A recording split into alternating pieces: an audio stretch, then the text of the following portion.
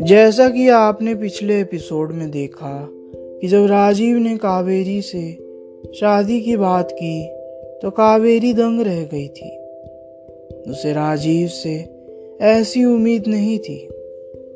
कावेरी ने गुस्से भरी आवाज में कहा, राजीव, तुम्हें शर्म नहीं आती अपनी भाभी से ऐसे बात करते हुए?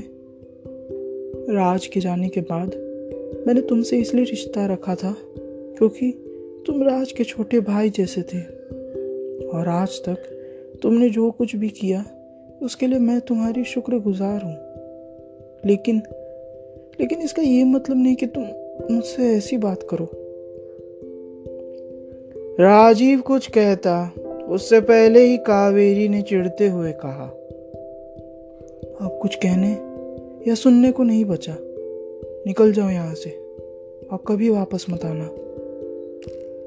राजीव कावेरी का गुस्सा देख चुपचाप जा ही रहा था कि तभी कावेरी ने कहा, रुको, अपना ये बैग और कपड़े लेकर जाओ, नहीं चाहिए मुझे ये सब।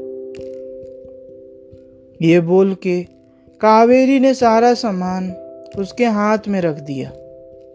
राजीव ने उदास भरी आवाज में कहा, भाभी, मुझे माफ कर दीजिए, मेरा कुछ गलत मतलब नहीं था। फिर भी आपको बुरा लगा, उसके लिए मैं आपसे माफी मांगता हूँ।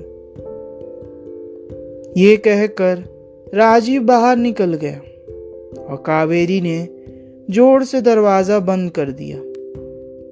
राजीव के जाने के बाद कावेरी का दिल बहुत भारी हो गया था। उसने अपने मन में ही सोचा कि राजीव तो बस अपने दिल की बात कह रहा था।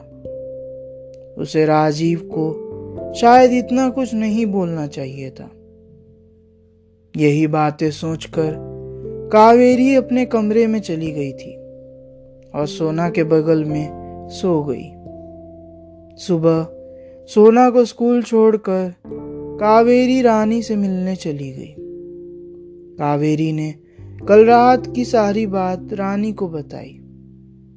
रानी भी पहले कावेरी की बातें सुनकर हैरान थी कि राजीव ने ऐसी बात कही। फिर उसने कुछ सोचने के बाद बोलना शुरू किया, देखो कावेरी, माना राजीव ने ऐसे अचानक ऐसी बात कही, पर उसका शायद कोई गलत इरादा नहीं था। उसे लगा होगा कि शायद तुम्हें और सोना को किसी के साथ की ज़रूरत हो। और देखो कावेरी, सोना अभी छोटी है, तुम कहो या ना कहो, पर उसे भी एक बाप की ज़रूरत है।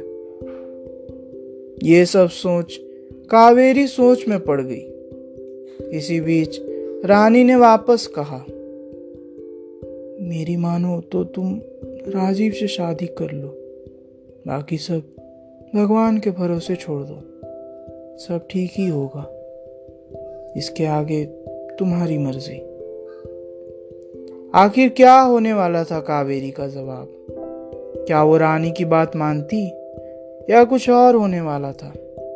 इसके आगे की कहानी जानने के लिए सुनते रहिए इस पॉडकास्ट को। तब तक के लिए मैं आदित्य आपसे विदा लेता हूँ।